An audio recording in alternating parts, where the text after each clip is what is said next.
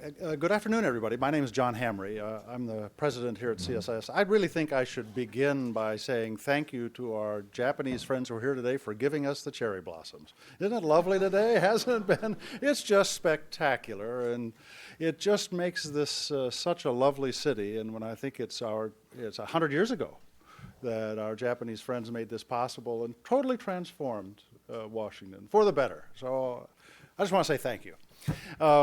We have a wonderful opportunity this afternoon. First of all, I welcome Tanaka Sensei back. He became quite a close friend, a friend of CSIS, and I'd say personally, during the time when he was in Paris leading the International Energy Agency. Did a spectacular job, and a very important time for the global community to understand nuclear issues. And of course, returned to his native and beloved Japan just at a time when Japan was going through this wrenching, traumatic experience of Fukushima. And this has just made such, it's hard to point to something more pivotal, in global perceptions. And when as President Obama recently talked about pivoting to Asia, well, there's a different kind of pivot on nuclear energy, and that is the previous nuclear states are pivoting away from nuclear energy while most of Asia is pivoting toward nuclear energy. If you really look at it, we've seen an expansion of commitments to build nuclear power in the world since Fukushima, but not in the developed West. And that raises some big questions. That really raises some big questions. We were the architects of a global system of safety and security and economics for nuclear energy. And are we going to be able to retain that role if Germany abandons nuclear energy, if America decides cheap gas lets us abandon nuclear energy, if our Japanese friends decide they don't want to restart reactors? I mean, what's the nature of this global system of security and safety we all need? I think this is the scale of importance of this day. And I think, without exaggeration, that the next 2 years are going to be the most pivotal time when it comes to the future of nuclear energy, around globally and certainly here. So we need to understand that. We need to have a strong debate and dialogue. We need to be informed, not by just our fears, but also our judgment and perspective. And we're going to try to do that today with these three wonderful panelists. Jane Nakano is really running this thing, but I just had to come here and first of all say thank you to you for coming. Thank you to our panelists for being here. And ask all of you to commit yourself to work on this issue. These next years are going to be pivotal. Very important, and we have to get it right. We can't afford to drift into a world that we're going to hate in 20 years. And that could happen if we're not thoughtful about where we're heading. Jane, why don't you introduce this panel, and let's get this started for real. Thank you for coming. Thank you so much, Dr. Hamry.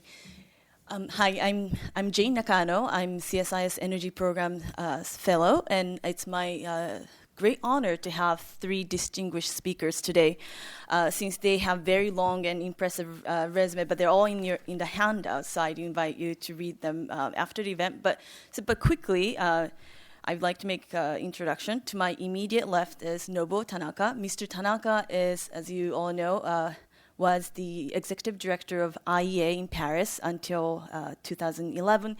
He's also the CSIS senior advisor. We're very honored. And he's also the Global Associate for the Energy Security and Sustainability with the Japanese Institute for Energy Economics that's based in Tokyo. And to his left is Commissioner Bill Magwood. He's the Commissioner of the United States Nuclear Regulatory Commission since April 2010, I believe. And to his left is Ms. Leslie Palti-Guzman. She's an analyst with Eurasia Group, and she specializes in global energy and natural resources. And three speakers will talk about key trends that have arisen since Fukushima, since the 3/11 natural disaster in Japan. And without further ado, please welcome Mr. Tanaka. Thank you.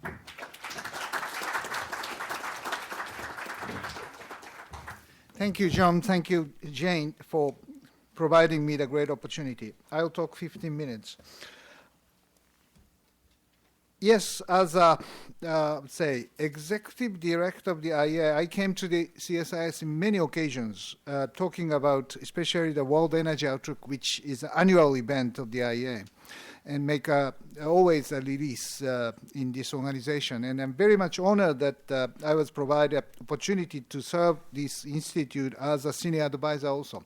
So I was looking for the opportunity of coming back, but I didn't find so far. But this annual, about a year from the catastrophe in Japan, this is a great opportunity to review the current situation in Japan and also future prospect. And what does this mean for the global context, and especially Asian energy security? I am now trying several ideas which I disclose with you today and get your reaction for that.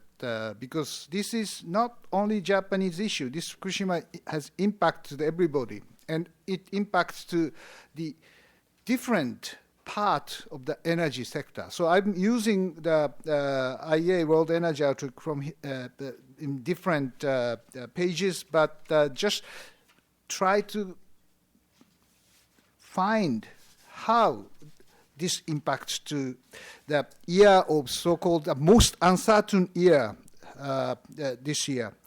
It's not mean I don't mean the election of the United States president, but there are plenty of uncertainties happening.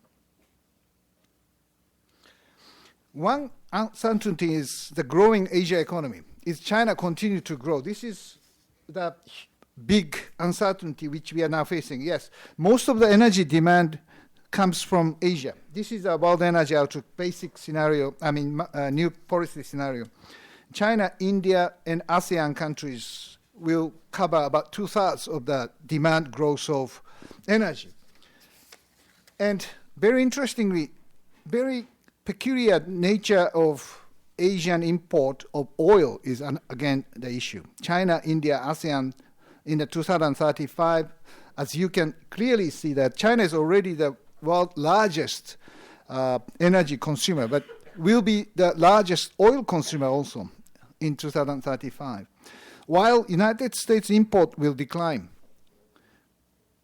thanks to the so-called tight oil, and it's a shale oil. So U.S. no longer needs to import oil from Middle East in 2035, while China, India, ASEAN, there's a big fight for oil in 2035. So energy security, especially oil security issue, is an issue for Asia. So how we make the energy security framework in this context for Asia? Chinese growth. Now, when Zhao announced that this year's growth rate of China will be 7.5%, very low relative to the past. Yes, this chart, which was quoted in the 2007 World Energy Outlook about 4 years ago. When I first started, I found this graph very interesting. Chinese economic growth has been maintained fairly long. When to slow down is a huge issue. It changes all the perspective of any projection. Yes, economic growth, demand for food, demand for energy, you name it. This is the biggest uncertainty when China may slow down. It may be happening. So this is, again, a very interesting but big uncertainty which we are now facing. Another uncertainty is in the producer country. Yes, this is the chart which I picked up from the World Energy Outlook again. This gives you the kind of break-even price of oil for production. That's a blue line, blue part in the bottom. But important thing is, which is the break-even price for budget balance? Then for Saudi, it is about even $90 to $100 per barrel. So means that, yes, thanks to the Arab Springs, there are plenty of need for Saudi kingdom to pay the huge social cost, and to balance this cost, the price of oil should be high. Means that, yes, still the volatility of the price or higher prices is the way we have to see in the future. Uncertainty number 3, yes, golden age of gas is still there. Hopefully, yes, US shale gas revolution is still there, even with some problems of environmental nature, but probably it will continue. But it depends on China also. Chinese demand will increase by 5 times, import increase by 20 times. So how China is going to use this gas will decide the nature of the gas market globally. Where as a player, Russia is getting very important in Asia, because still we are living in the big, let's say, fossil fuel economy, and they are going to export much more to East. That means China, Asia Pacific, etc. And their production also comes from East rather than West. So how they diversify the consumer is a very important Russian energy security issue, but what does this mean to the Asian users?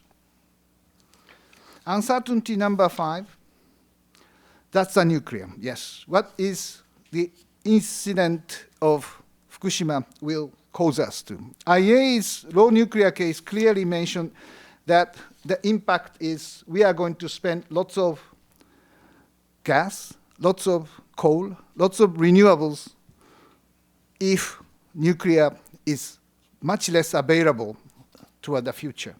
That means we need 2 Australia to support this amount of increase in coal. We need 1 Russia for supporting the increase of gas. We need 5 Germany to support these renewables to match the increased demand. That means much more costly and also much more less sustainable by more CO2 emission. Germany decided to phase out nuclear after Fukushima, but they need more gas probably. Even 116 billion cubic meters of gas import must happen to sustain Germany.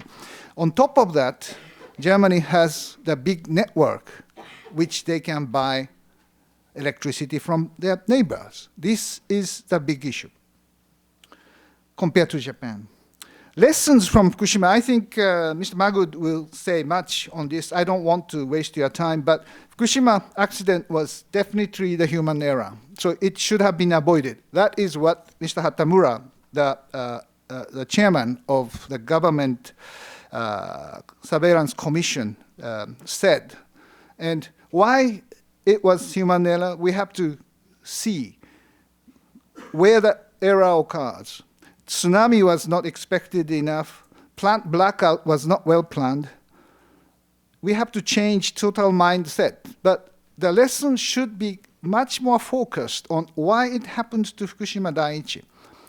Onagawa, it's the power plant much north, but closer to the epicenter was safe because it was planted or built 10 meters higher from the concern of tsunami.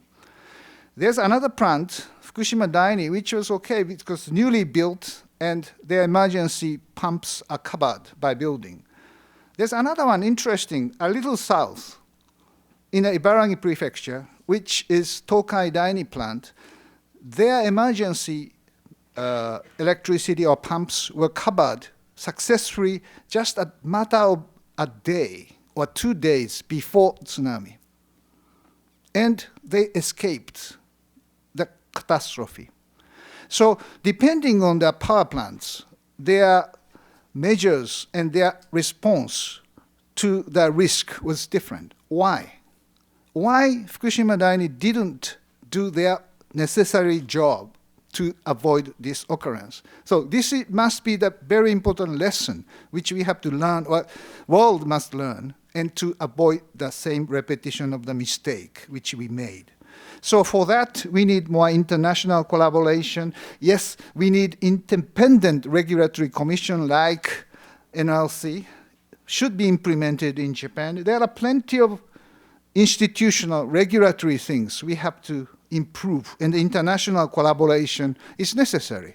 Yes, we know that NYLC has suggested many things to Japanese authority, which unfortunately we ignored, and we caused catastrophe. So there are lessons and responsibilities we have to clearly do in the future.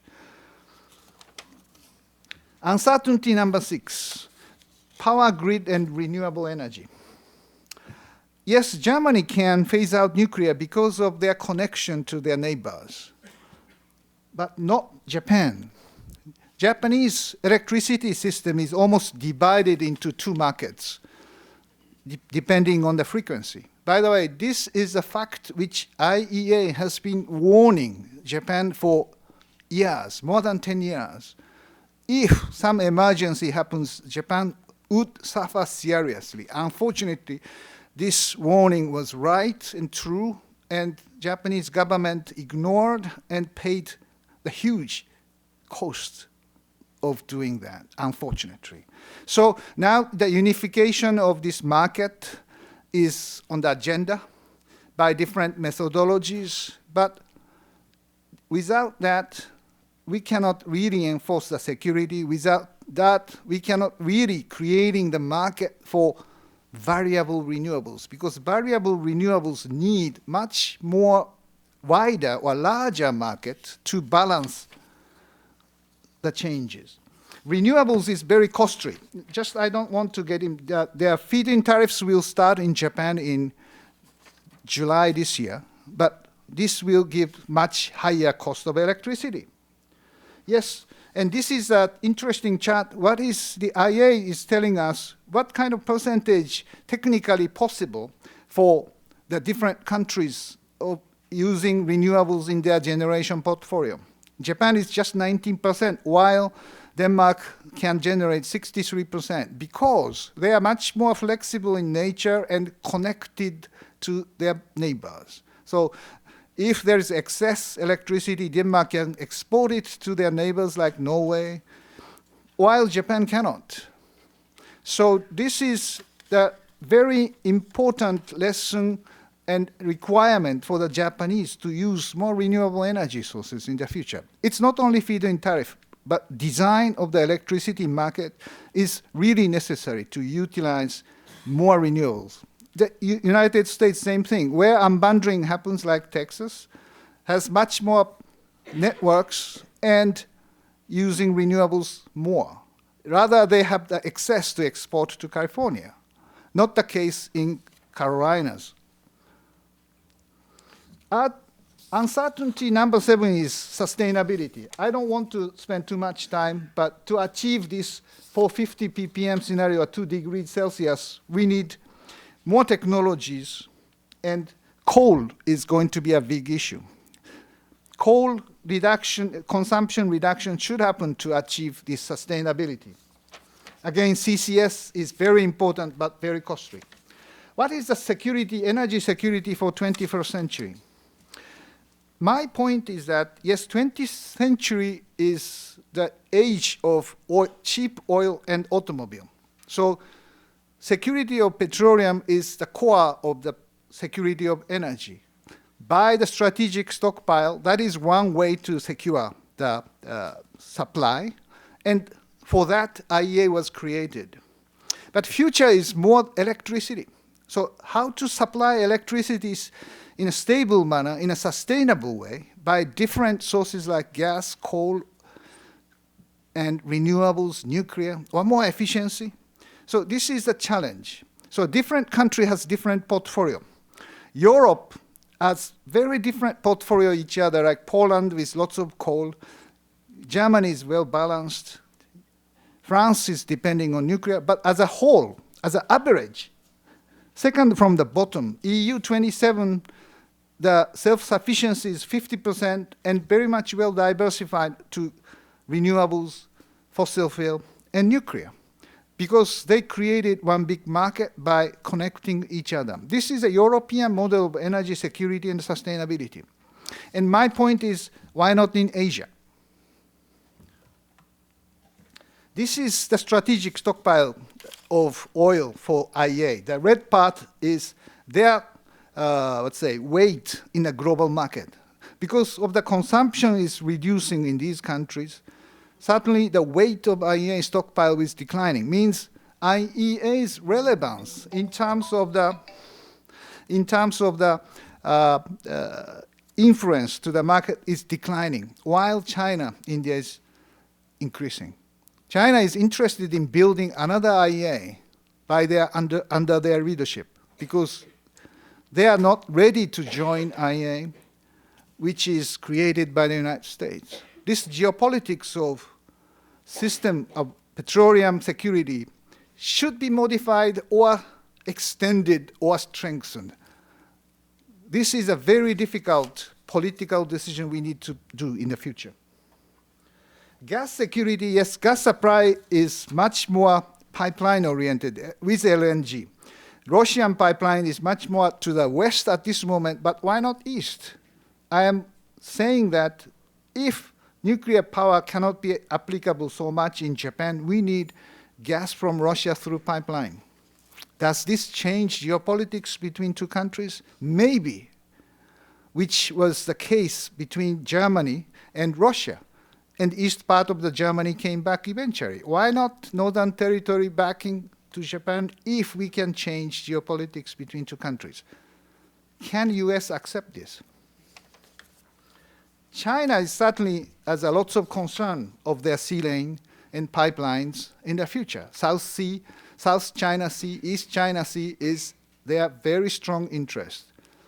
How can make the energy security framework of this with China, with Russia, with Japan, with ASEAN countries? This is a very interesting area which we want United States should play very important role. What role? I don't know. But this is a very challenging. Europe and North Africa is connecting each other by so-called Desertec visionary project of connecting grid lines of using renewables of North Africa to Europe. ASEAN has the same idea. And there is a Japanese businessman, Son Masayoshi, is trying to build Asian supergrid connecting Mongolia to Japan, Russia to Japan. Russia wants to sell electricity to Japan rather than gas. Can we proceed on this? This will change East Asian energy security substantially, but 21st century security is more collective energy, electricity supply security. If that's the case, this may have some meaning. Last uncertainty is, can we continue to invest? Politics changes from time to time, on and off and on and off of energy infrastructure create the investment very, very difficult.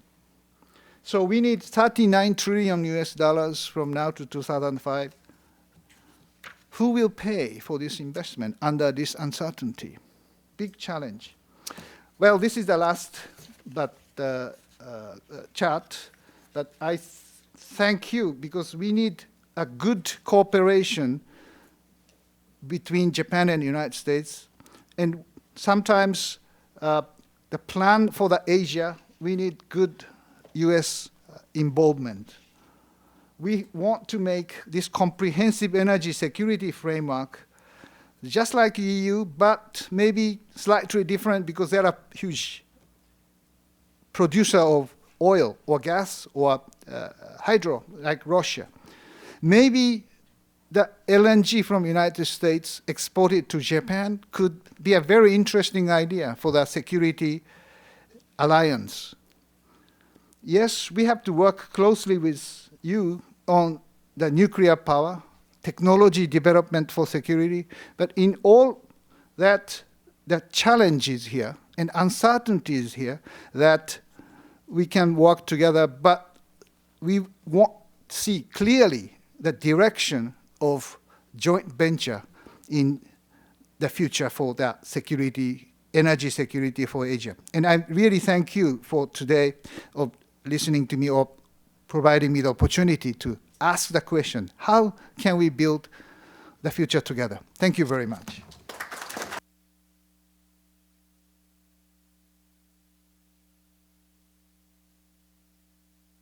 Thank you very much, Mr. Tanaka, and may I invite Commissioner Magwood next. Thank you.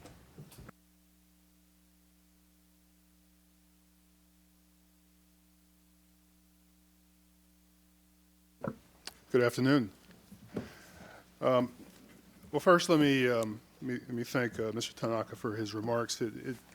It's been a while since I thought about this, but before I left DOE, I was chairman of the Nuclear Energy Agency's Steering Committee on Nuclear Energy, and I think I was leaving that position just about the same time that he was taking over at the IEA, so we never had a chance to interact very much, but I did know that you were on the job at IEA and appreciate your service to your national community during that period. Thank you. Thank you. Well, let me begin by talking a little bit about the agency that I am currently attached to, the Nuclear Regulatory Commission. Just to give you a little bit of background, the NRC basically is a grandchild of the Manhattan Project. You know, after the Manhattan Project, the United States formed the Atomic Energy Commission, which was a very large, very powerful organization that controlled everything from nuclear research to nuclear weapons and nuclear regulation, medical uses of radiation. Everything was encompassed in the AEC. That power actually became somewhat controversial by the early 1970s, and as a result, Congress decided to split the agency into two pieces. One piece, which was considered to be more promotional to nuclear energy, was ERDA, the Energy Research and Development Administration, which ultimately became DOE, and another piece, the Nuclear Regulatory Commission, was created with a culture of independence with a focus on nuclear safety, and that really is the culture that NRC has today. It's an organization, a very large regulator, 4,000 people across the United States. We're headquartered outside of Washington, D.C. About 1,000 of our staff are scattered around the country. We have 4 regional offices, and we also maintain a presence of at least 2 people at every nuclear power plant in the country, which is an incredible asset for us. But our singular focus is nuclear safety. And as I think you heard from Mr. Tanaka's remarks, the independence of the NRC is really considered to be one of its principal strengths, and I'll talk a little bit about that as I go on. But you know, since I've been with the agency, one of the things that we've had to realize is that our normal everyday work isn't what really tests us. It's really the unexpected. And last year was full of unexpected things. You know, for example, here's a picture of one of our nuclear power plants imitating an island in the middle of a lake. This was the Fort Calhoun plant. As the Missouri River rose, you know, we had to react to the fact that this had happened and deal with the consequences from that. This reactor still shut down. We also had a small hurricane blow up the northeastern coast, and that affected several nuclear power plants. We had to respond to that. This is a photograph from our Emergency Operations Center. As soon as the hurricane was approaching, we activated the Emergency Operations Center, and we sent inspectors to various plants to see if they were prepared for the incident. And we also had a interesting earthquake last year that affected several plants and led to one being shut down for an extended period, the North Anna plant in Virginia. That ultimately was restarted. But these were incidents that there was no preparation for. Well, there's preparation that we do for all things, but there was certainly no expectation that these things would occur. Now, one of the things that for me was actually quite interesting about these events is that very common when nuclear plant are challenged by one incident or another, it usually shows up in the trade press, but it doesn't normally receive much attention from the general public or from the broader media. On these occasions, on every one of these, there was significant reporting from both the national press, local press, the broad popular media actually noticed it, the public noticed it, and took great note of it. And I think that it's really very easy to understand why that would be, because all these incidents happened after this incident. What Fukushima, I think, taught the public more than anything else was something that we know quite well in the nuclear business, which is that natural disasters can impact nuclear power plants. You can compromise a nuclear power plant if you have a sufficiently large natural event. And I don't think that the general public really thought about that in any real detail before this incident. But obviously, we saw the situation unfold on television, and that's another great thing about television. You get to see things happen in real time and watch bad things happening, and that happened certainly in the case of what happened in Japan. Now, before I talk about the incidents, I think it's worth backing up a little bit and thinking about what this really means from a policy standpoint. In Japan, nuclear power was a very important part of the energy mix. This graph shows what the energy mix looked like in 2008, showed about a quarter of Japanese electricity coming from nuclear. By 2010 or so, that percentage was up to about 30%, and the Japanese had expected to reach 40% by 2017 with the addition of new units. And the Fukushima site in particular was a very important aspect of that. It's a very large plant, 6 boiling water reactors, about 4,700 megawatts of capacity. Most of that electricity, by the way, was shipped south to Tokyo. And it was such an important facility that TEPCO, the operator, Tokyo Electric Power Company, had planned to construct 2 new advanced boiling water reactors, the same technology we're evaluating in the United States, to increase their capacity. So this was a very, very important site for Japan for a number of reasons.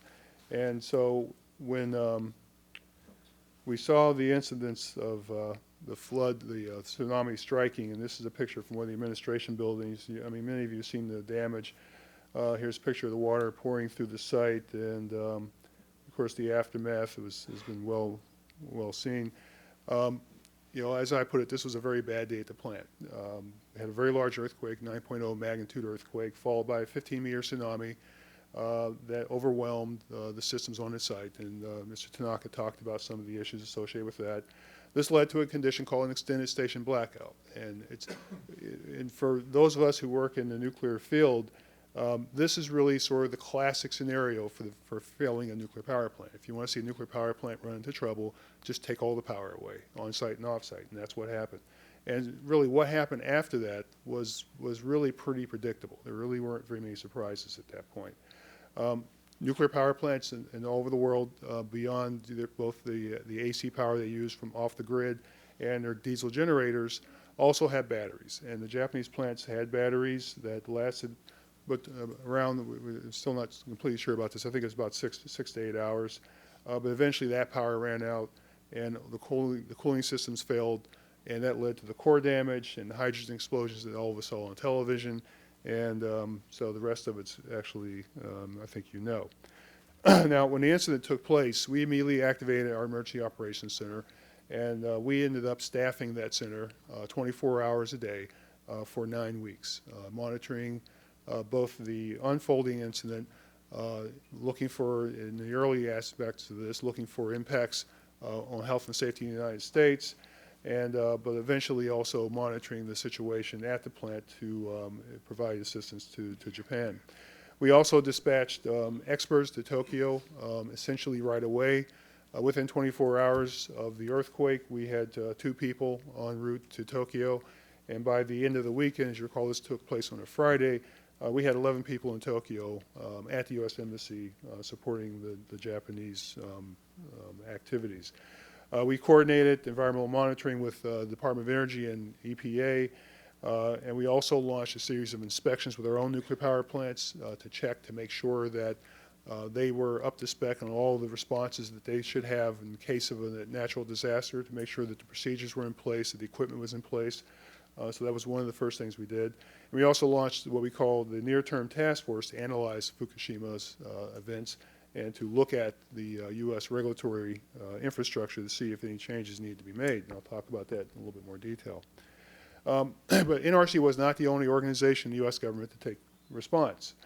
Actually, I'm quite proud of the fact that the U.S. government rose to the occasion. The President made it very clear very early on in the incident that whatever assistance Japan needed, Japan was going to get from the United States. And essentially every aspect of the U.S. government that could play a role did play a role. Many of these agencies dispatched people to Japan, provided equipment, provided advice, provided whatever assistance was necessary. In particular, we're very proud of the role that the military played, the assets of the U.S. Navy in Japan, aircraft carriers, helicopters, personnel, were used not just, certainly not just for the radiological aspect, but really largely for disaster assistance after the tsunami. And we're quite proud of the fact that the U.S. government stepped up and took on such an aggressive role to support the Japanese people. So whenever something like this happens, there's always the discussion about what do we learn from this. And whenever you look at particularly a nuclear incident, be it Chernobyl or 3 Mile Island or anything else, there's always very detailed technical lessons that are learned about procedures and technologies and processes and other aspects of the incident. But I think it's more important really to focus on what I call the big lessons. And I think that all major incidences that we've seen over the years have big lessons to tell us, and I think it's important we listen. And quite frankly, the most obvious of these big lessons from Fukushima is understanding the risks facing each plant. And this was something that I know that there's been a lot of discussion about in Japan about whether the Fukushima was prepared for an appropriate sized earthquake, for the appropriate sized tsunami. That discussion still goes on, but that's something we see as very important. If you're going to build a plant, you have to understand what the environment is. But at the same time, you also have to recognize that sometimes nature is unpredictable. Sometimes, no matter how careful you are, no matter how much analysis you do, you will be surprised. You will get an earthquake that's bigger than you expected. You will get a flood that's higher than you expected. You'll get a hurricane that's more powerful than you thought. So the principal lesson for me from Fukushima is recognizing that recovering from disaster quickly is at least as important as preparing for disaster in the first place. And a lot of what we have been doing at NRC in the last several months has been focused on that aspect of it. And one big lesson I think is worth pointing out, because it stands out so prominently, is, and this is one in the United States we really hadn't given a lot of thought to, is that there is a potential for common cause failure of both on-site and off-site AC power that could lead to a station blackout. The way our regime is structured in the U.S., we've always assumed that if something were to happen with the AC transmission, that the diesels would kick on and we would be fine, and there's lots of history to support that. And if something were to go wrong with the diesels, we'd always have the AC power, and if not one line, it would be another line. So we always had great confidence that we wouldn't lose both all AC transmission and all AC, DC, or AC power at the same time. Well, that's exactly what happened in Fukushima, so we're making adjustments because of that. I mentioned earlier the near-term task force. The near-term task force was given a 90-day mission to assess the Fukushima incident and to make recommendations. The task force was staffed by some of our best and brightest at the Nuclear Regulatory Commission, and the bottom line that they reached was, after looking at the incident and looking at the U.S. infrastructure, that there is no immediate imminent threat from the continued operation of nuclear power plants in the United States. In other words, U.S. plants are safe, and we've been very confident about that through all of our analysis. We also believe that similar events are very unlikely to occur in the United States. We don't have the kind of geology and circumstances that could lead to a large tsunami, but that doesn't mean that we're not worried about natural disasters. We have other threats that we have to worry about. We have to worry about tornadoes. We have to worry about floods. We have to worry about hurricanes. And everyone has to worry about seismic to some degree. So we still have issues, but not quite the same scenarios that were faced by Fukushima.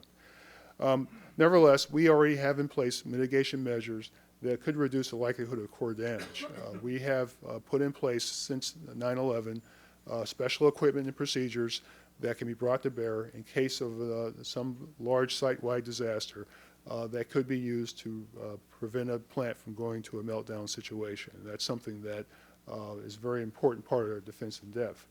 But nevertheless, even after all that was looked at, the task force concluded there were still 12 broad recommendations that they wanted to make to the Commission that would further enhance safety.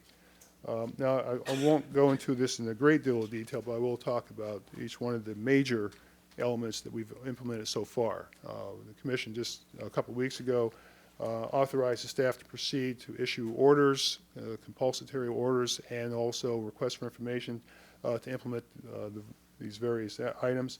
One, to reevaluate all the external hazards.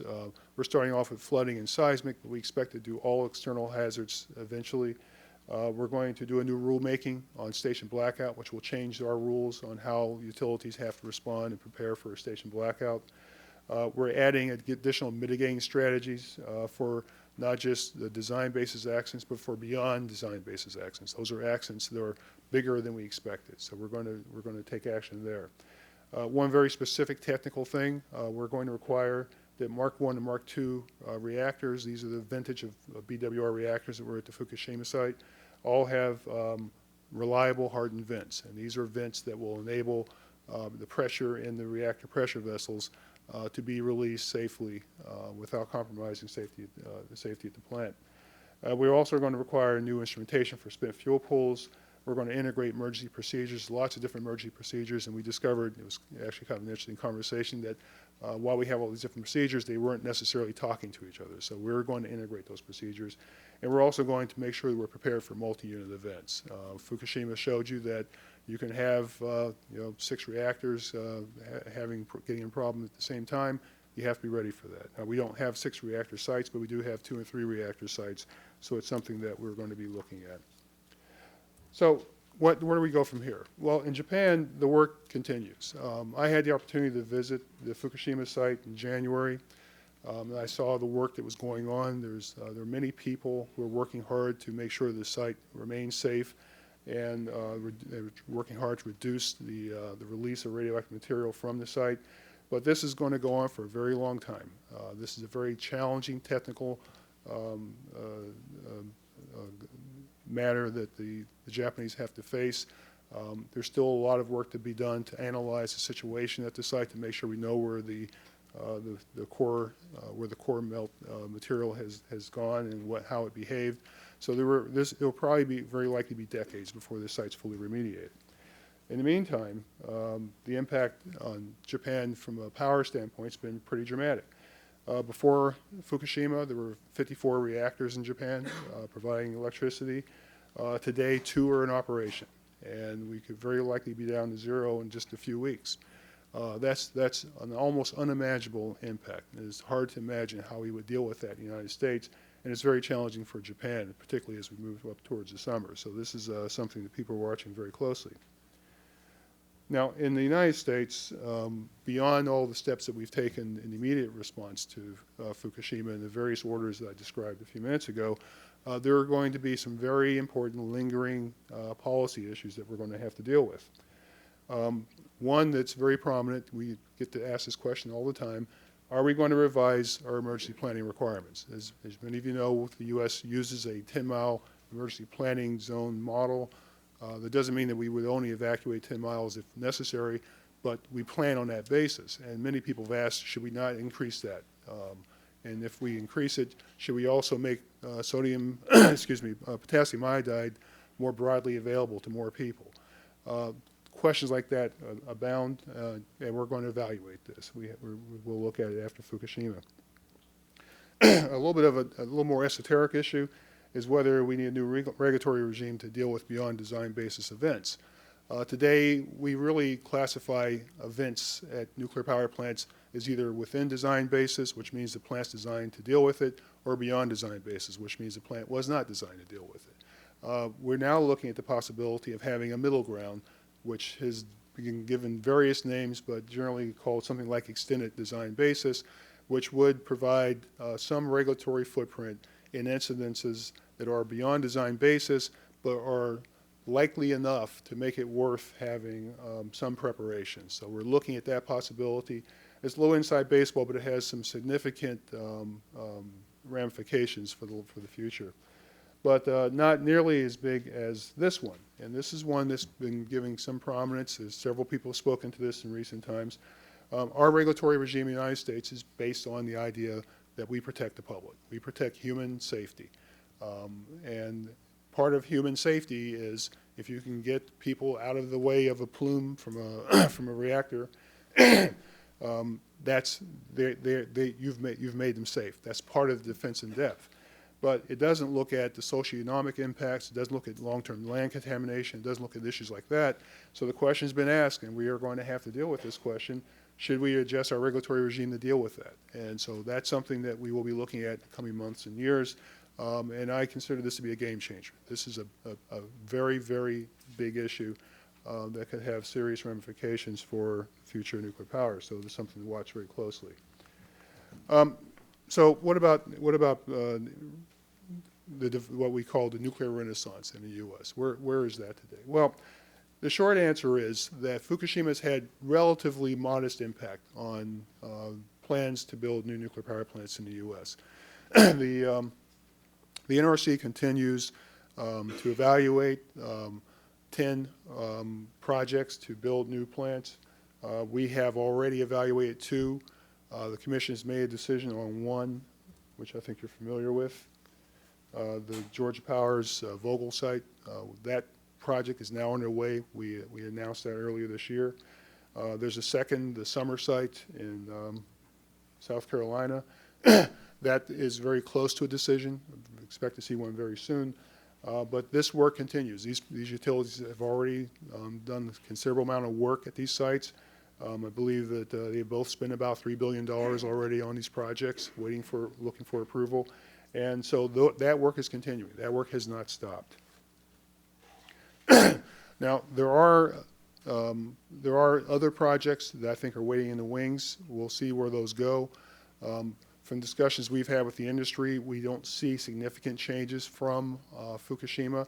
What we do see, though, is some reconsideration based on what our next speaker, I think, is going to talk about, which is very, very low natural gas prices. I think that decisions made about the future nuclear power, be it the large central stations that we are looking at today, or it's the small modular reactors that people are interested in, I think a lot depends not so much on the regulatory and technical issues. I think it depends much more on financial and economic issues.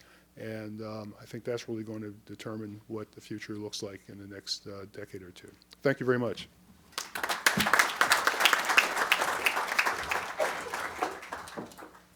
Thank you so much, Commissioner.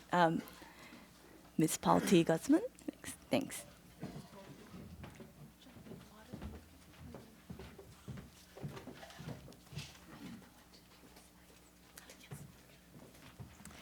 Good afternoon, and thank you very much for inviting me.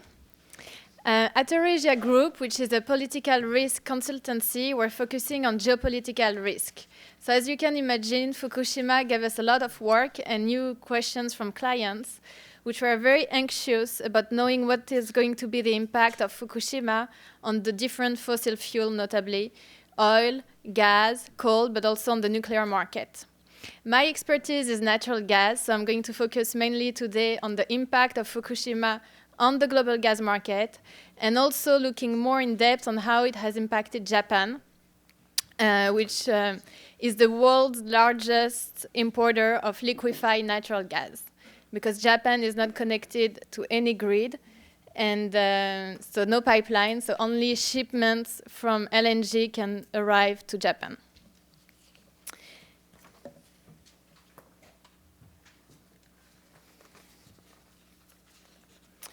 So 2011 and the start of 2012, we've seen major shocks in the global gas market. The first one, obviously, was Fukushima, but also the Arab Spring that cut off some supply from Libya to the Italian market, for example, was another big shock in the market. Also, we're continuing to monitor the situation and the stability in Algeria, which is also a big gas supplier to the European market.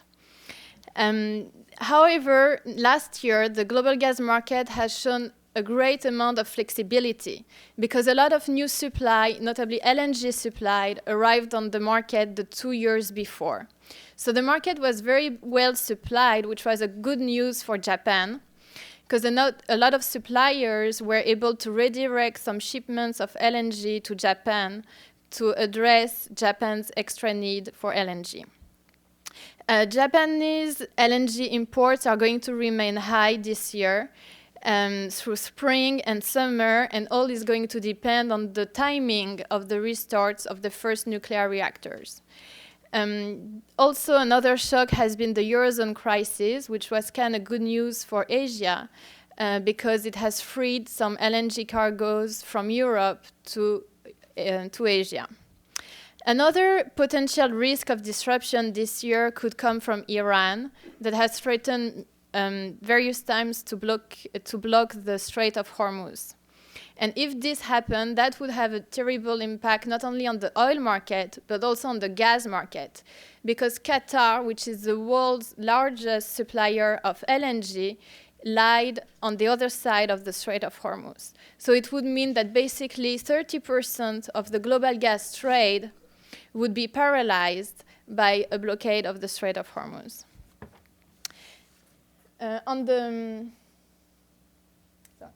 On the supply side of the market, I went too far.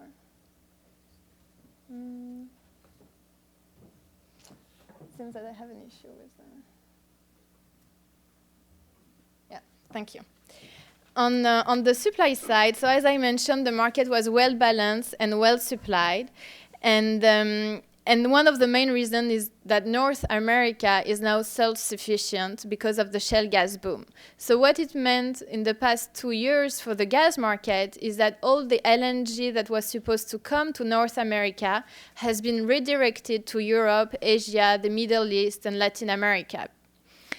And now we are even talking about LNG exports. There are right now about 8 projects from the US that have been proposed. One has received an approval from DOE, an export license to export to everywhere in the world, not only to free trade countries, but also to non-free trade countries. This is the Sabine Pass project. And we think that from the US Gulf Coast and from the US in general, there would be 3 maximum projects that would be approved for exports based on shale gas, because the US is already an exporter of LNG from Alaska, the Kenai LNG facility. But this is a very small one that it has been open since 1969, and it closed actually temporarily this year. And also North America includes Canada, which has about 3 proposed LNG export projects also. So we are going to see some kind of competition between the US and Canada to export to Asia. The other big supplier, as I mentioned, is Qatar. And right after the Fukushima disaster, Qatar has been supplying about 12 million tons of LNG to Japan last year. So we see that Qatar has become the go-to supplier in time of emergency situation. If you have a shock in the market, you can go to Qatar because they have supply available. And this is like a little bit in the oil market, you're looking at spare capacity. The same way in the LNG market, you're looking at the divertible, flexible supply. And Qatar can provide this. Another big supplier is Russia, which has expanded its export capacity into Europe. And also what's very interesting is that post-2015, in the second half of the decade, we're going to have many new supply from LNG coming online. And this is from established existing supplier, notably Australia, but also from new unexpected exporter that 2 years ago we were not even thinking about them as exporter of LNG. And I'm talking about North America, Canada, and the US, but also Mozambique that have experienced major gas discovery, also Israel and Cyprus. So we're going to see maybe a glut of LNG supply post-2015, and this can have a huge impact on the pricing of gas. And I'll come back to this a bit later.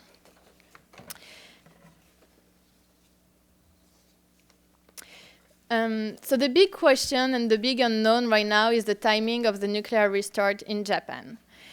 And we believe that it's going to depend on the prefectural governments that will determine when the operation would resume. And this can happen anytime from 1st of April. But it's not going to be a fast restart. If the decision comes to restart nuclear reactors, it's going to be a slow restart, prefectures by prefecture. So the ramp up of the nuclear power generation in Japan is not going to happen overnight, and Japan will still require extra LNG this year. Also, we believe that in the longer term, nuclear reactors are likely to remain in operation for the next 5-10 years, but down the road, there will be a declining of power generation in the energy mix in Japan. So Japan, in the longer term, will keep needing extra gas. But Japan is not the only one in Asia that has climbing gas demand. And increasingly in Asia, there will be competition also to attract LNG cargoes. So in the past, you had basically in Asia the main established historical LNG importer of Japan, Korea, and Taiwan. Now you have also the booming economies of China and India. And the third big market that has emerged is Southeast Asia. By 2015, I'll show you on this chart, you'll have 5 Southeast Asian nations importing LNG. And I'm talking about Thailand, Singapore, Indonesia, Malaysia, Vietnam, and the Philippines. Also in the Southeast Asia, Singapore has the ambition to become this big LNG trading hub.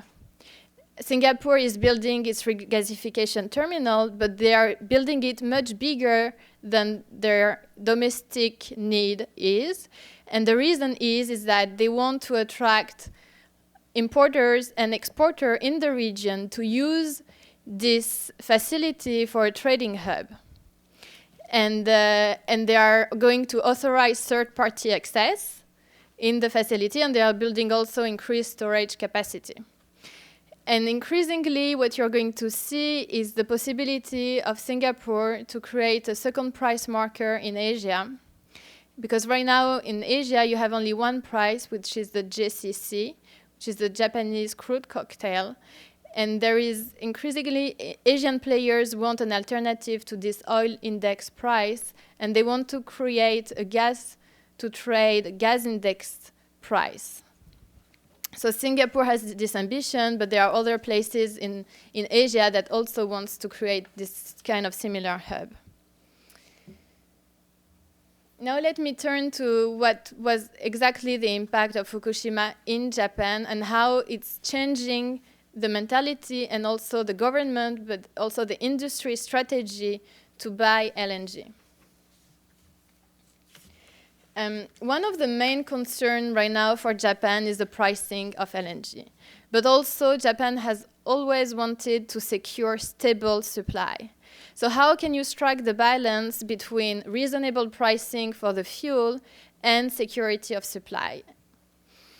The Japanese government is right now devising a new strategy that will be released around the summer, around June, that will state how now the companies are going to be encouraged to buy LNG upstream, meaning they are going to be encouraged to buy equity stakes in upstream projects, whether in Mozambique or in Canada, and be part of all along the LNG chain to bring back the LNG home. But to this end, they will be encouraged to create consortiums to be able to negotiate as a pool, like the different Japanese utilities will pool together to negotiate with the producer to the end of hoping to get more advantageous pricing for the fuel. So in a way, the utilities are going to be competing at home because there will be more liberalization in the domestic Japanese market, but abroad they will be encouraged to cooperate. And the Japanese government is also going to give a special fund to these utilities to buy upstream equity interest and molecule upstream. There is also talks about negotiations between Japan and Korea to buy together some LNG stakes in upstream projects. So this strategy at the end is going to encourage a diversification of supply and hoping to get as much as possible stable procurement. So I mentioned Canada, but also Mozambique, and I'm going to show you a table actually. I don't know if you can see very clearly, but it's all the future planned LNG projects where Japanese companies are involved. So it's it's Nigeria, but Nigeria's project right now are on hold because the government has not yet decided, has not yet passed the awaiting bill called the Petroleum Industry Bill. But as soon as this bill is voted, and we're hoping on it this year, there will be potentially two new projects, and Japanese companies are already involved in Brass LNG. And then Australian projects, of course, but also Canada, I was mentioning. So Mitsubishi is part of the Kitimat LNG project. Also Russia. There is a new project that has been discussed between a Japanese consortium and Russia called the Vladivostok LNG project. And part of it is a big Japanese consortium called Japan Far East Co. And there are about 5 Japanese companies involved. And as I was mentioning also, Mozambique LNG, where Mitsui is involved. So all of this, we see that there are new projects coming online, and that will have a tremendous impact on gas pricing negotiations.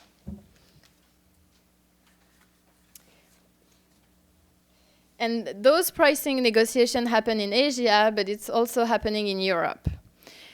In Asia, so there is a big push now from Japanese companies to start to test the market, whether they can move slowly away from oil indexation. They are going to be very cautious because they are, striking the balance between being sure that the project is going to be built and having the security of supply, and at the same time trying to reduce their trade deficit. This year was the first time where Japan had, in 31 years, a huge trade deficit because of its procurement from and imports on fossil fuels. So there is a big push now and a renewed debate on how to break this oil indexation, which costs so much money to Japan.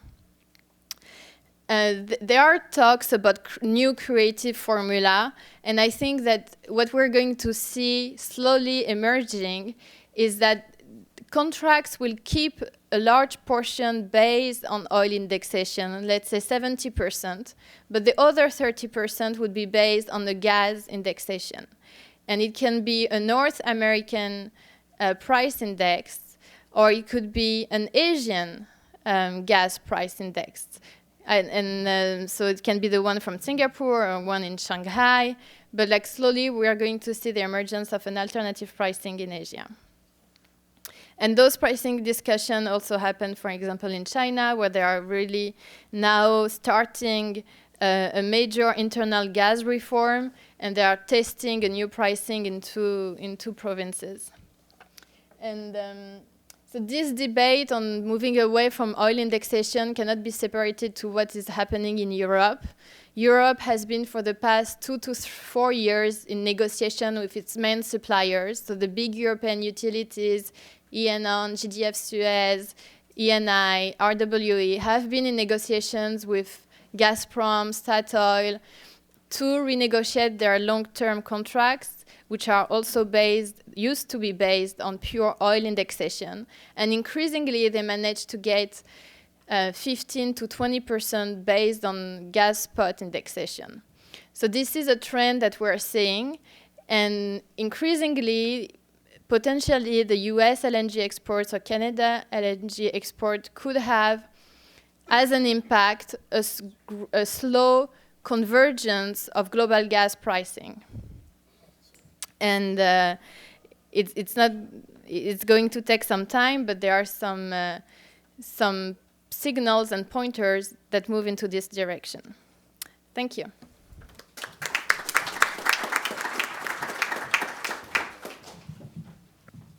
Thank you so much. The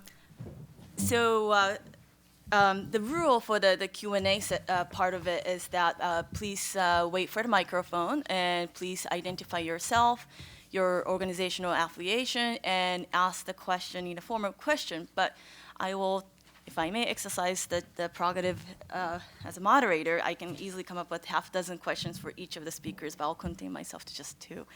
The first question is to both Mr. Tanaka and Leslie. Within Washington, D.C., there is starting to be active debates on I guess, rationale or wisdom behind exporting U.S. natural gas overseas. There are all these concerns, how it may impact domestic industries that rely on cheap feedstock, fuels, and etc.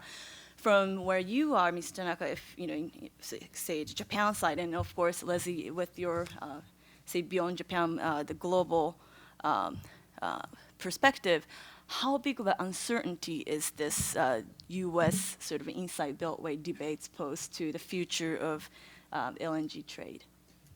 Well, inside Beltway very often decide the global market, so it's very important. Japan, yes, as expressed by my colleague, that LNG importation is the sole importation of gas at this moment. So pipeline alternative could be very interesting with Russia. But LNG, we need as much diversified sources as possible. So US, Canada is probably another very important diversified sources of LNG. The pricing, as she mentioned, converging in the future into the global market. So at this moment, it is very isolated, but eventually the US market is going to be connected. Another point here is that, yes, under this circumstance that, as Commissioner explained, all the power plant reactors will stop in Japan in the end of April or early May. If that happens, and under that circumstance, if Iranian crisis happens and Hormuz Strait blocked or whatever the influence happens, then we will have much more serious impact than March 11. 20% of the gas comes from Hormuz, Kuwait and Qatar. More than 80% of oil comes through Hormuz. So Japanese economy will have a disastrous impact by together compound catastrophe with Iranian crisis or Middle East crisis with non-reactors running. And unfortunately, Iranian crisis may happen much more frequent than once in 1,000 years, like tsunami. So I am asking the Japanese government and politics that this is a very important test of crisis management of our government. And I hope that it is coming now. The 3 reactors are almost finished the stress test, and it's going to the Prime Minister and other ministers' decision, and then again the governor must approve these decisions. So still, we have to wait and see, but hopefully the decision will come as early as next month. And in China, I was asked a very interesting question by the former minister. Mr. Tanaka, what will happen to the Japanese nuclear reactors? I think I answered to him that, yes, we will definitely maintain nuclear power. It is very necessary for the sake of energy security for us. No. I don't mean the long term, but short term restarting. Because if Japan is buying more LNG, yes, certainly it has a huge impact to the price. And China is very much concerned of what Japan will do on these reactors. So our decision is not only the Japanese context, but it has the impact to the global market. So as I think the LNG exportation from the United States or Canada. So as a global player, yes, we want to see as many suppliers as possible. But for the United States producer to have as many consumers, that is also very important. Diversification is the best way to achieve energy security. Yeah. So since the US gathered all this amount of shale gas, they have a new issue, which is to find relevant demand drivers. Because the price of Henry Hub, the domestic gas price, is so low that the producer right now don't have enough incentive to keep producing. So there is a wish to find new demand drivers for all this amount of shale gas. And basically there are 4 options. The first one could be LNG exports, but they are in competition with other sectors. The other one is the petrochemical industry, which has an interest in seeing the US natural gas price as low as possible. The third one is natural gas vehicle, but it hasn't been that much supported by the Obama administration. And the fourth one would be increasing the switching from coal power generation to gas. And here we see a lot of opposition to LNG exports from Democrats, which fear that more will have gas dedicated to LNG exports, less will be left for the domestic market in the US, and it could decrease the coal to gas switching in power generation. So we see that all those sectors are in competition, and that's why we think that the Obama administration is going to move very slowly, especially this year, which is an election year, in not approving too many and too fast LNG projects for exports. So we've seen already one big project, the Sabine Pass project from the Gulf Coast, that has already received the DOE authorization to export everywhere. And the project is well advanced. They have already 4 long-term agreements, one with BG, which is a portfolio supplier, another one with Gas Natural, another portfolio supplier, and then 2 state-owned companies. One is Gail from India, and the other one is KOGAS from Korea. So it was interesting to see that no Japanese company had taken the risk to buy yet US LNG. But one of the reasons could be that Cheniere, the company that is promoting the Sabine Pass project, has a very low credit history, a lot of debt, and historically Japanese buyers are more in confidence when the partner has good credit history. But also Japanese might be more interested in Canada. All the Canadian projects are in British Columbia, facing Asia, and it's only about 8 shipping time distance from Japan, which is a critical argument. But all those Gulf Coast projects are going also to be focusing and targeting Asia, because by 2014, the Panama Canal is going to be expanded to receive about 80% of the LNG fleet. So this is a critical advantage for all those Gulf Coast projects, because basically it reduced by half the shipping distance from the Gulf Coast to Asia. Also, another big argument in advantage of those Gulf Coast projects is that they are already half built, because they used to be regasification facilities. So they only have to build a liquefaction processing plant, but they already have the storage tanks and the jetties. I mean, they have already the location in place and so on.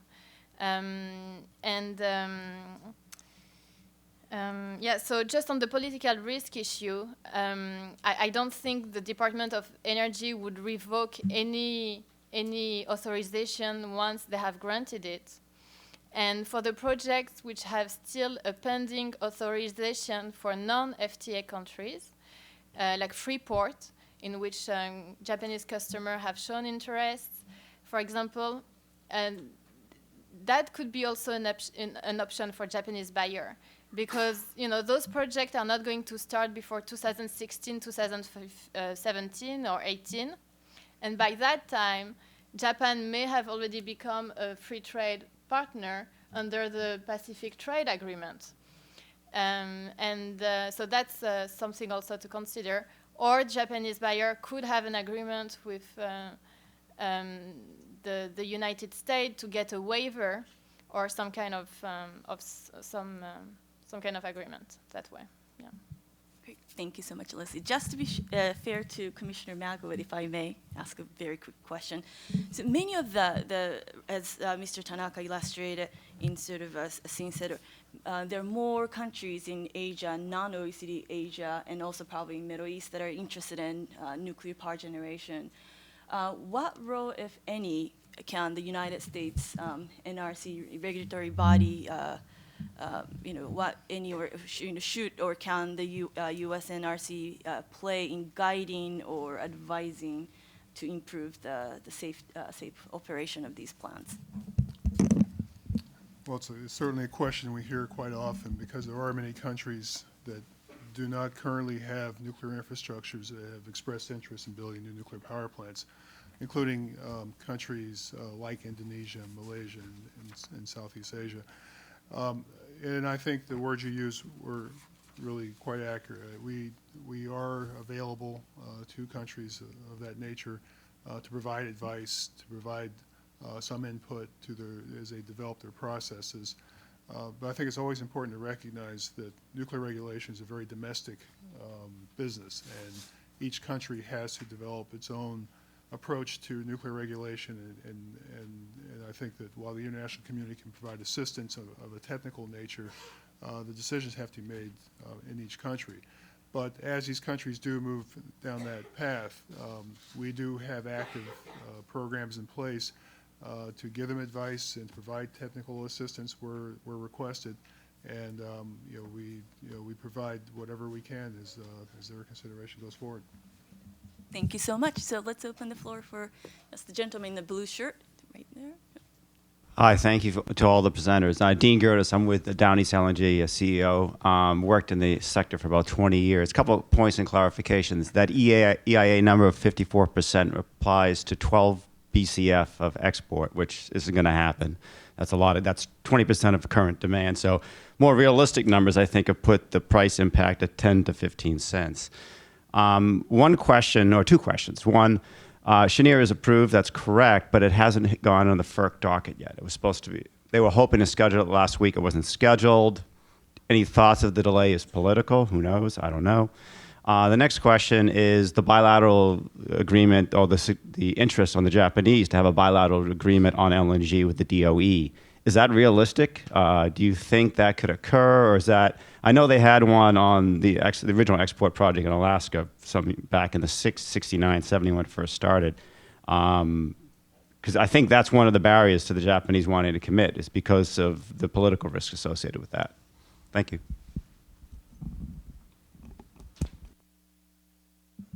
On the FERC permitting process, that could be political.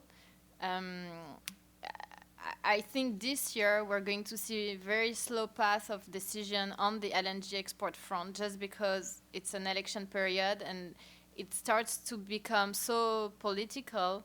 You know, you have the opposition from the industry, from consumer groups, from Democrats, all fearing an impact on the US domestic price. So I think we'll have very slow decisions. But the Cheniere project had already received the FERC approval for its regasification terminal. So the FERC approval for the export facility is supposed to be an easy one to get. Thank you. Well, as you expressed very correctly, yes, this is a political process, so I cannot say how easy the Department of Energy gives approval once the Japanese company puts the request. But the Japanese government is very serious and, I would say, forthcoming of asking that this kind of, let's say, option, if open for Japan to import the American LNG, helps the domestic situation very substantially. So we are the good alliance partner, and I strongly believe that once that situation happens, that favorable decision will be given for the exportation to Japan. Thank you. We only have 5 minutes to go, so maybe I can just take two questions and then ask so you, sir, and then Sam. Yes. My throat. I'm Charles Newstead from the State Department, and I would first say to Madam Gutzman that she gave an excellent presentation. I was very impressed, and I predict a brilliant future for you. Now, but more importantly, I want to turn to Commissioner Magwood and ask him something about nuclear, because I'm much more concerned about what's happening in China. We're going, as you know, really still going gangbusters on building reactors, and there's some question about what their safety culture is, but I don't think it's going to be turned down by Fukushima.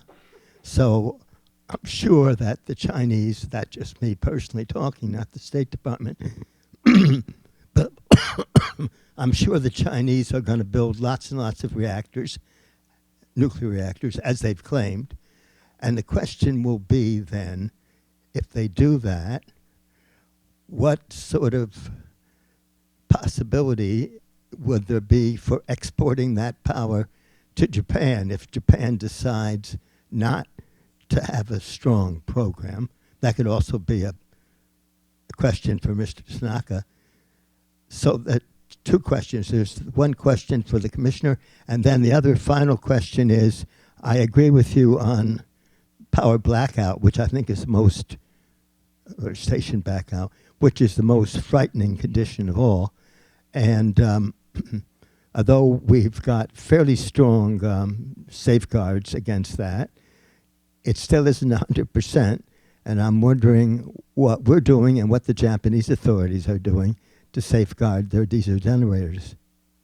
Thank you. And Sam, maybe a quick question. Thank you. Sam Lederer, Federation of Electric Power Companies of Japan.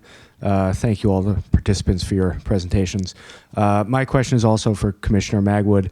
Are there any lessons from the NRC's growth as an independent agency after 1974 for Japan's creation of its own independent regulator right now? Were there any bumps in the road or great successes from those early years that could be used in Japan? Thank you. Feast and famine, apparently. By the way, I was also hoping to hear something good about my future, but since you offered none, I'll refrain from asking. First on China, I think that many people have raised this issue because the Chinese are building at a very rapid rate. They have slowed down a bit to take a breath after Fukushima.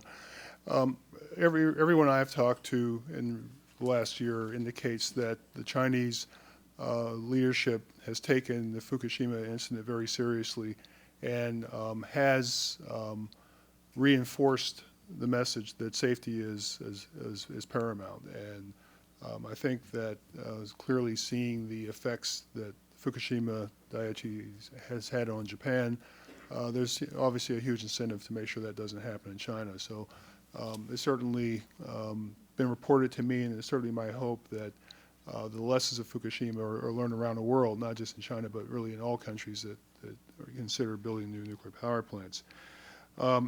And I'll defer to Mr. Tanaka on the export issue. I have heard about this Asian supergrid idea, but that's outside my expertise. Regarding the question about lessons, it's an excellent question. And one of the reasons I backed up to talk about the Atomic Energy Commission is because if you go back in history, you will see organizations much like the Atomic Energy Commission that were sort of sprouted up around the world. Many agencies that deal with nuclear power were structured to look somewhat like the AEC. And I think that in the case of Japan, there was still, up until very recently, the thought that you could both regulate and promote nuclear regulation in the same organization. And the big change in the United States to separate those was done very consciously, very visibly, and with a great deal of force to make sure that the cultures were very separate, and they are. If you talk to NRC people, the culture is very, very different from the DOE people. So I think that that's part of the lesson that Japan has already absorbed, as you probably know. The decision has been made to shift NISA, the regulator, from METI to the Ministry of the Environment. That's certainly a good step.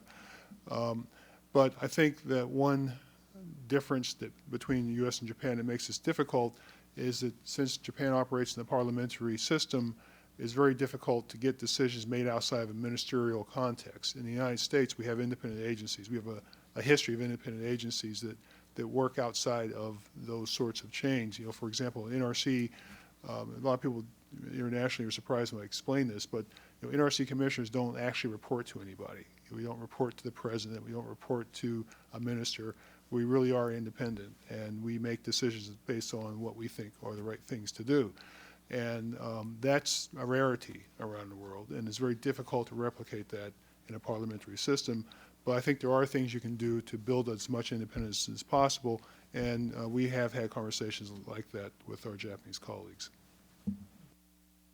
Thank you for the question about this issue for the exporting electricity from China to Japan. It's interesting idea. I mean, I was in the IEA ministerial meeting some time ago in October last year. Yes, I asked a question to many of the ministers whom I'm familiar with, including Stephen Chu.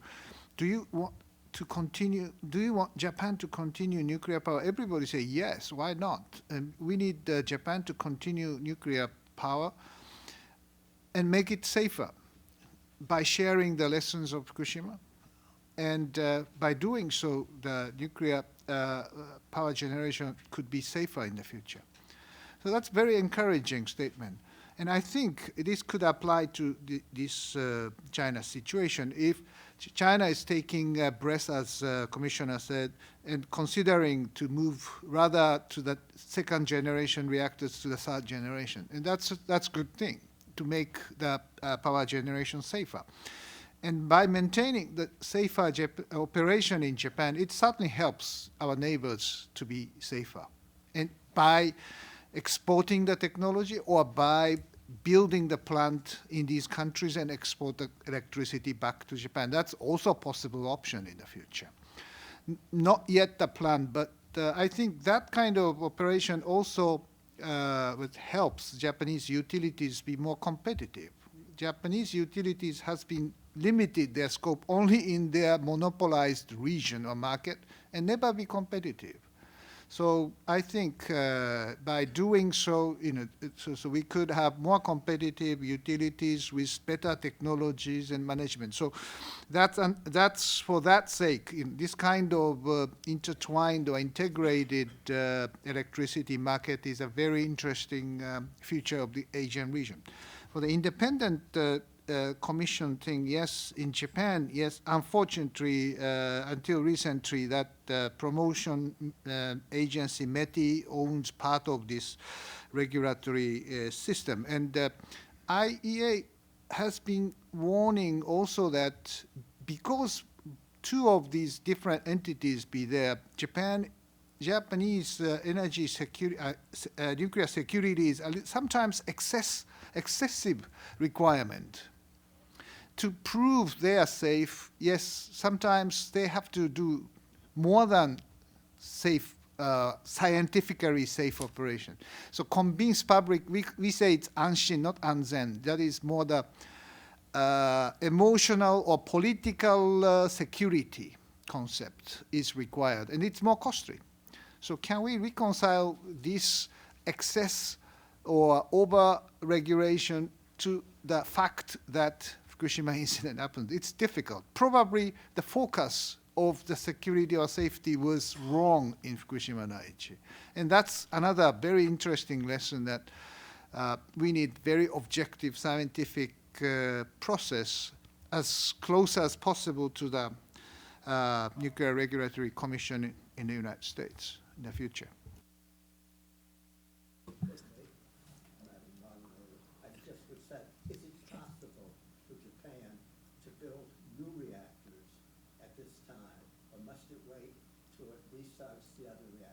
Okay. Well, I think in the current circumstances, building new power plant in a new site is probably very difficult. But replacing old reactors with newer and much more safer reactors could be possible option. So I am not that pessimistic that reactors could never be built in Japan. I mean, I think it's feasible, but it takes some time to convince the public, because this is a so-called probably credibility crisis of the Japanese government. We lost total trust of the public. So we need good help of the international organization like IAEA or U.S.